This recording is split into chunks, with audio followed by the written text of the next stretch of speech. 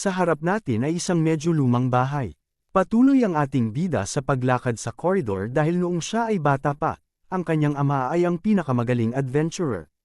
Para sa kanya, palaging pumupunta siya sa bakuran upang makita kung paano niya gamitin ang kanya sandata. Ang kanyang kilalang sibat o spear. Hindi lamang dahil ito ay kanyang ama kundi may isa pang dahilan dahil ang kanyang pangalan ay Yu Song. Isa siya sa mga unang henerasyon ng mga bayani na maaaring tawaging adventurer. Ang mga unang adventurer sa lahat. Sa kabila ng lahat, para sa mga wala pa sa panahon na yon. Ang kasaysayan ng unang henerasyon ang pinakadakilang alamat.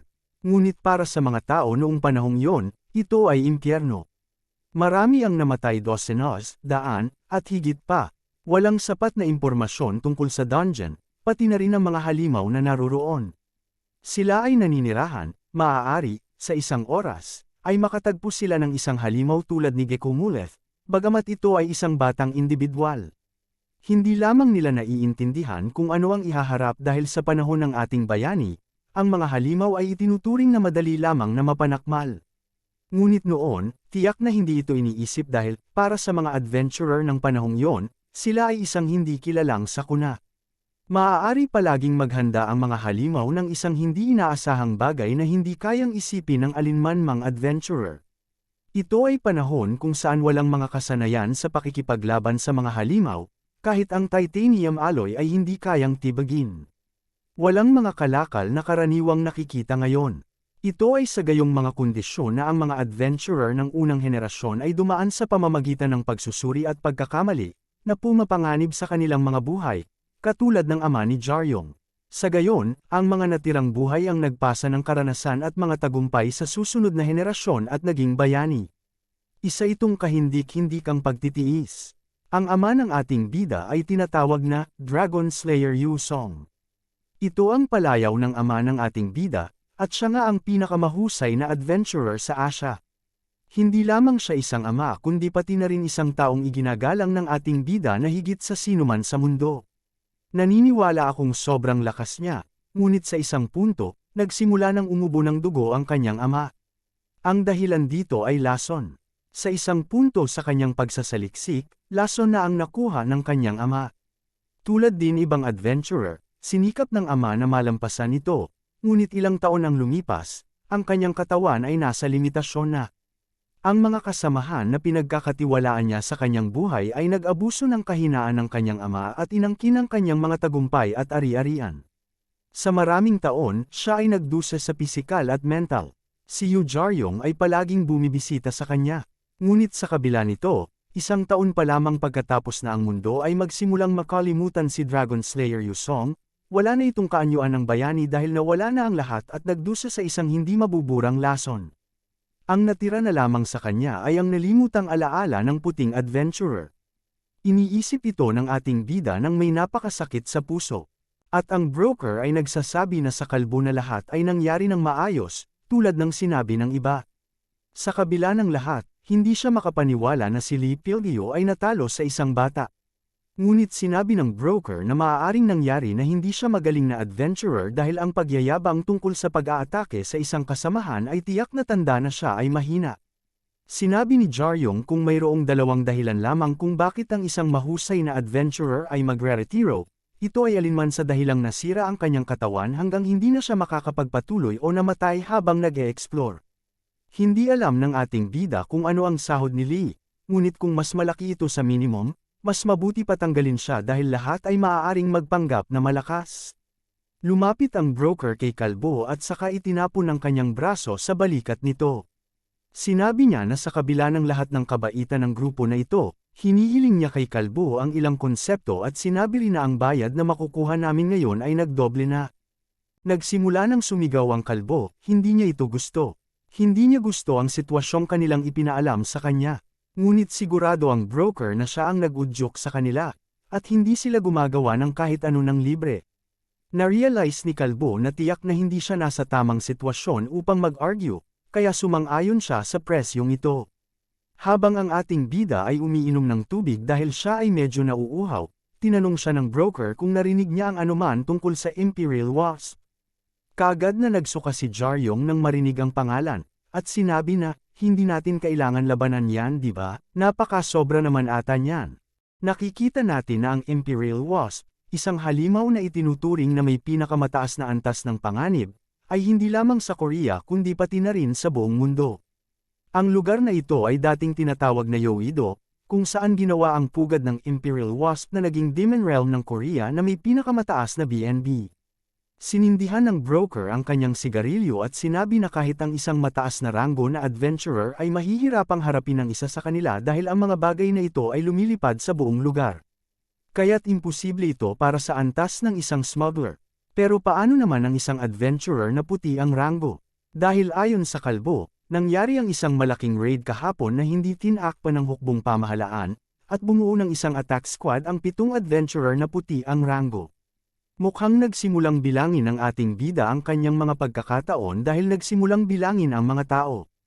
Pero kahit na siya ay nasa mga kalkulasyon, sinimulan na ng broker ang pag-uusap na maaaring sabihin na ang all-star sa Korea ay nararapat na naroroon. Ngunit kung malaman ito ng mga media, siguradong mababaliw sila. Kung kahit dalawa sa kanila ay magkasama, tiyak na hindi nila magagawang makamit ang kanilang orihinal na layunin. Pagpuksa, ngunit tila na kaya pa rin nilang sundan ang reyna sa kabila ng lahat. Isa sa 7 ito ang nagnakaw ng royal jelly ng Imperial Wasp at nag-hire ng isang smuggler para dalhin ito palabas.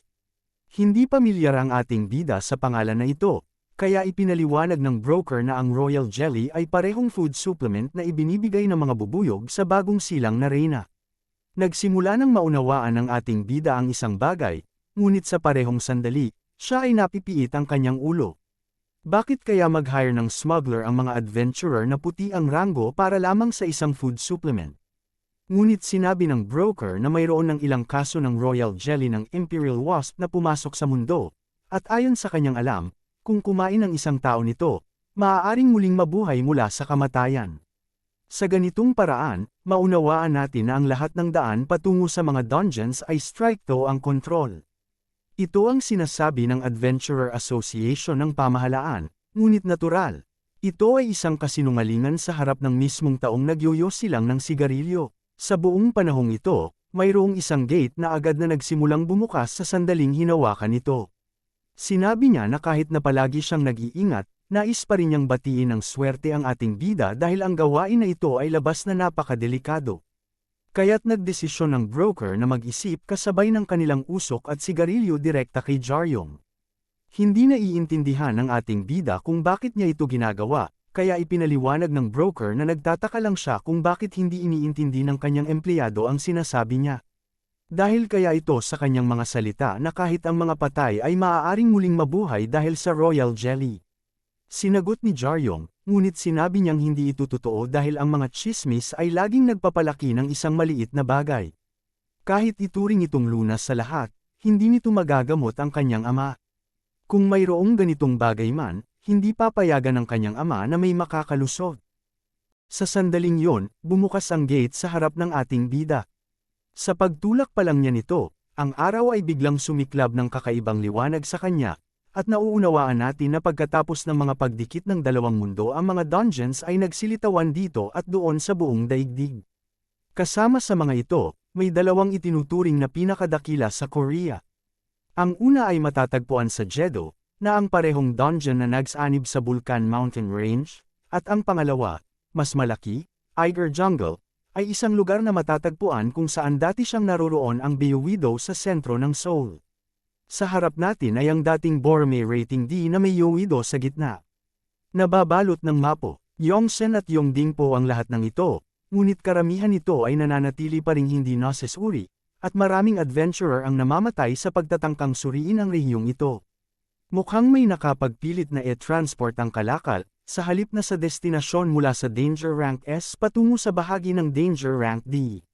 Gayunpaman, nawala ang koneksyon sa isang hindi malinaw na lugar. Marami ang nagduda na baka tumakas o mas malamang, isang pinsala o aksidente ang nangyari. Iniisip ng broker malamang lahat ng uri ng bagay ay hinarap niya para makaalis doon. Kaya ang trabaho ng ating bida sa oras na yun ay inspeksyonin lamang ang itinakdang lugar at dalhin ang mga item kung meron man. Dahil siya ay nagpapatuloy sa kanyang sinabi noon, ang broker ay nagtanong na huwag magambala at mag-focus sa trabaho. Si Jaryong, sa kanyang pag-ikot, ay nagtanong sa broker na may ngiti sa kanyang mukha kung talagang iniisip niya na tatakbo siya kasama ang kalakal. Pero syempre, sumagot ang broker na di ka ganun katanga para gawin yon. Hiniling lang niya sa kanya na mag-ingat at tandaan na ang royal jelly ay napaka-importante. Hindi lang tayong mga tao ang handang ipagsapalaran ang kanilang buhay upang makuha ito. Sa sandaling ito, si Jaryong sinuot ang maskara at nagsimula ring mag-ikot gamit ang mga lubid upang makarating ng eksakto sa kung saan niya kailangang mag-land. Siya ay siguradong ang buong gubat na kung saan naruroon siya ay amoy jelly, kaya't sa parehong oras na unawaan niya na malamang buong gubat ang tumakbo sa amoy na ito. Sa harap ng kanyang mukha ay isang malaking bakas ng paa ng isang tao habang ang ating bida ay sumusulyap sa lahat ng paligid. Nakikita natin na ang isang elf na may pangalang Jin Sejong, na nasa kanyang unang taon lamang sa Warrior Academy, ay hindi nasa isang magandang posisyon. Ngayon ay hinaharap niya ang pinakamalaking problemang kanyang buhay. Maaaring madali sana ang dungeon trip para sa pagsusuri, ngunit sa halip, ang kanyang na-encounter ay isang halimaw na tiyak na hindi dapat naruroon sa lugar na ito.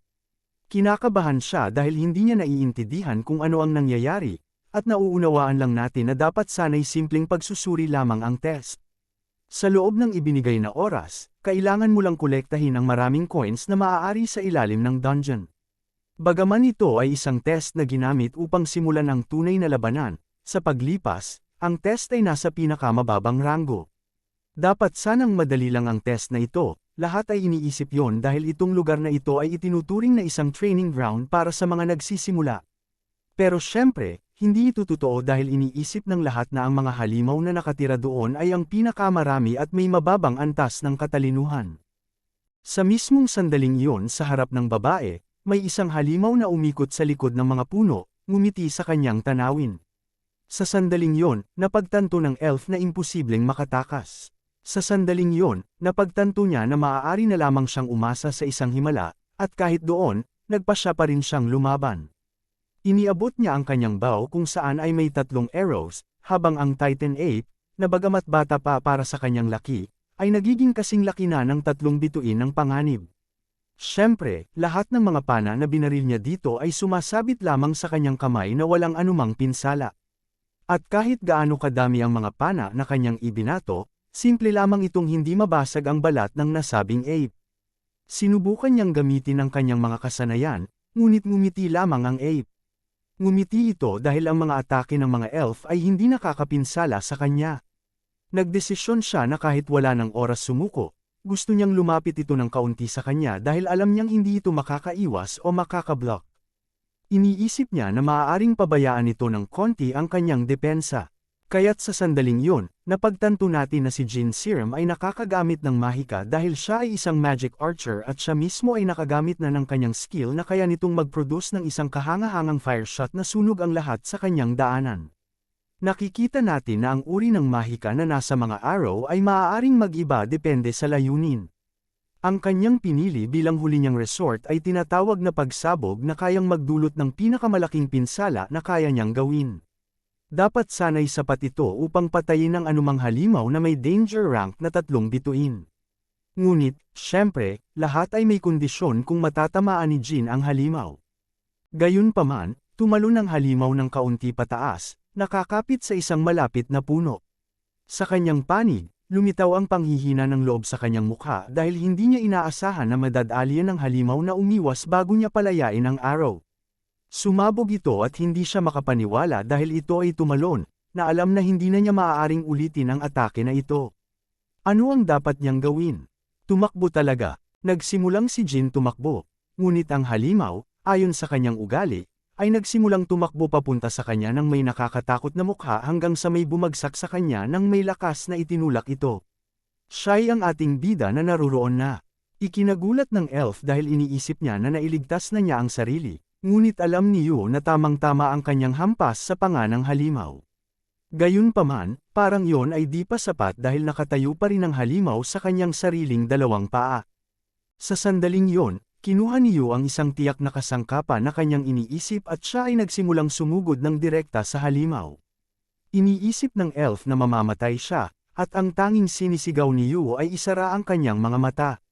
Sa simula, Hindi naiintindihan ng elf kung ano ang kanyang sinasabi, ngunit sa sandaling isinara niya ang kanyang mga mata, sa sandaling itinuro niya ang kasangkapan direkta sa halimaw, isang napakaliwanag na ilaw ang sumiklab, pagkatapos ay nagsimulang sumigaw ang halimaw. Ginawa ito ni Yu ang lahat ng operasyon na ito ng mabilis at maayos kaya't ang tanging iniisip niya ay naubos na niya ang kanyang huling kasangkapan.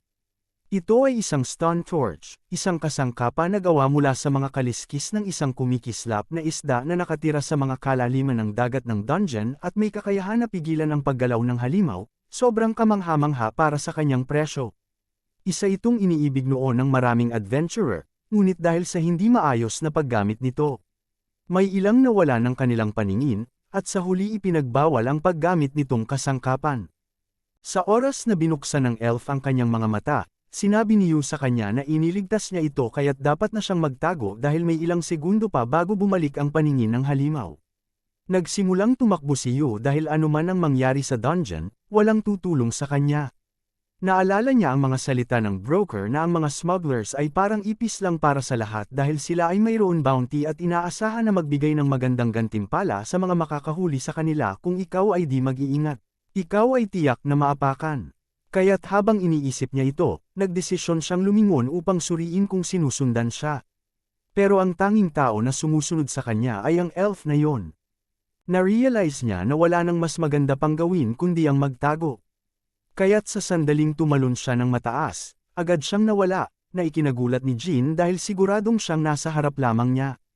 Gaya ng iniisip niya, si Yu ay bumagsak mula sa mga sanga ng puno ng diretsyo sa kanyang itaas at pinatong ang kanyang ulo sa lupa gamit ang kanyang sibat. Hindi niya maunawaan kung ano talaga ang gusto ng elf sa kanya, ngunit siya, na nakahiga ng may kasiyahan, na sinabi na nagpapasalamat siya dahil siya ay iniligtas niya. Iniisip ni Yu na inaapi siya dahil mukha bang akong tanga? Kaya't sinabi ni Yu na, syempre, hindi iyon ang tanging dahilan kung bakit siya pinuntahan dahil alam niyang isang smuggler siya, kaya't gusto niya sanang mag-alok ng trabaho. Nakita ni Yu ang pamilyar na tanda sa t-shirt niya, kaya't binalaan niya ito na tiyak na hindi na siya tutulong at wala rin siyang interes na malaman kung gaano kabaliw ang isang estudyanteng mayaman sa paaralan ng mandirigma na isinilang na may gintong kutsara sa bibig dahil talagang papatayin niya ito kung makakasagabal pa ito uli sa kanya.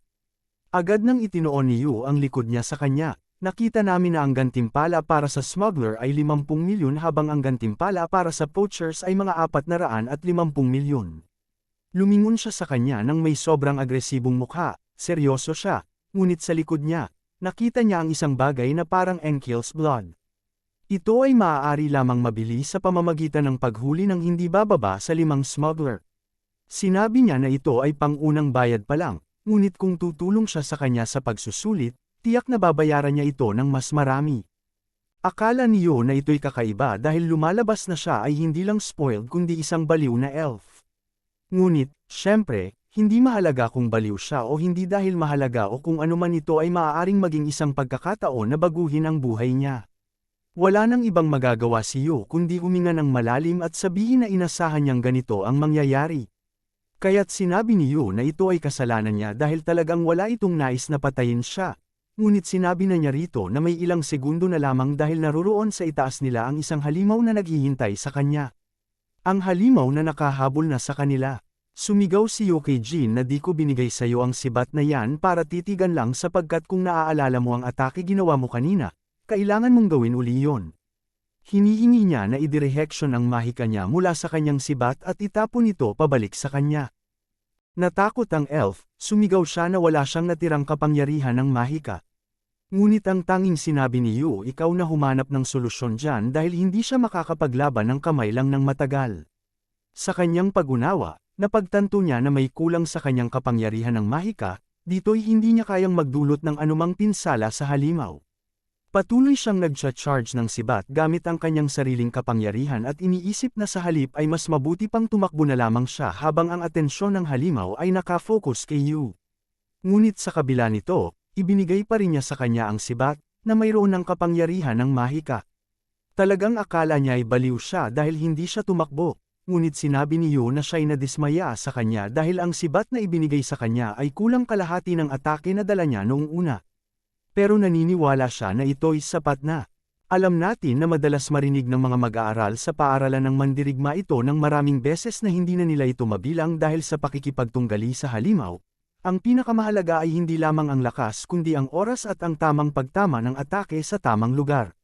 Sa madaling salita, ang nararapat unahin ng mga adventurer ay ang damdamin at kakayahan. Sa sandaling ito, sa tulong ng sibat, naging mabisang nagawa niyo ang isang atake sa lalamunan, o sa halip ang baba ng halimaw na ito lamang ang bumukas.